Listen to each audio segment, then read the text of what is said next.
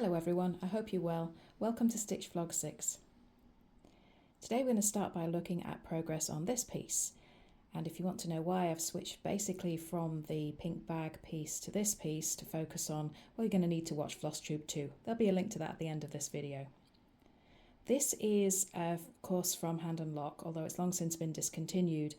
It was a couture techniques course and they've got some eye-wateringly beautiful new designs to teach the same techniques up now.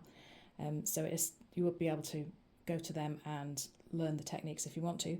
But this week I decided I really did want to finish this. But this week I decided I was going to finish all these stranded cotton motifs. So I've worked these and the ones at the other side recently, and also put in the motifs down the middle, which are basically mostly stranded cotton.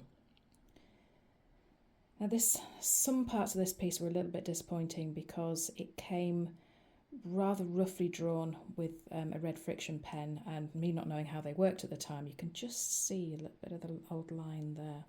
I pressed the organza that it's worked on and took out all the lines, so it was kind of a mixed blessing because that means that they've all faded and I can see them well enough to work on them, but when you get white behind them, there is white behind them at the moment because behind here is the tissue paper that I normally would wrap around to protect it. Well, you'd see that you can't really see them against that very well. So once it's mounted, the lines that are not quite as straight as I could make them, because some of these here, for instance, were redrawn, you might be able to see a tiny little bit of the original there.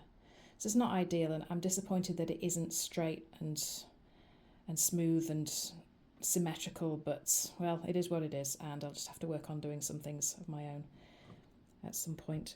Now there's supposed to be some lines of sequins around here, but I'm not really that keen on that, so I'm thinking about doing some different things from the original designs. This side here shows what's still to do, so there's a line of pearl beads, there's a line of regular beads there, there's this chipping and pearl section.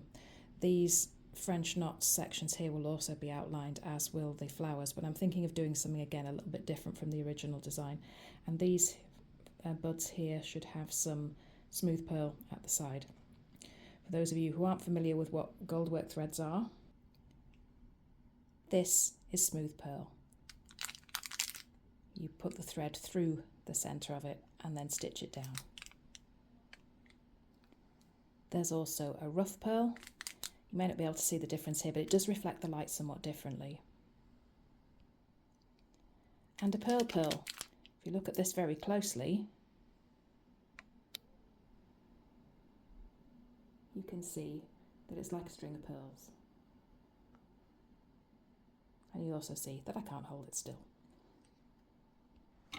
Amazing how shaky hands can still make decent embroidery. So that's how far I've got with this one. So let's have a look at the pink one now. Here you can see me preparing the felt pieces. And this is where having a pricking from the prick and pounce transfer method really helps, because you don't have to start tracing things again. You just get out your pricking, get out your pounce powder, and then just use it again on the part that you need. So in this case I need some felt padding, so I'm putting the design on, tracing around it in pencil, just brush off the rest so you don't have to worry if it's transferred more than you needed, and then cut them out and retrim them so that they fit to size. And here they are fitting neatly in, and then just sit down and stitch them down just the same as one would stitch down any other felt padding.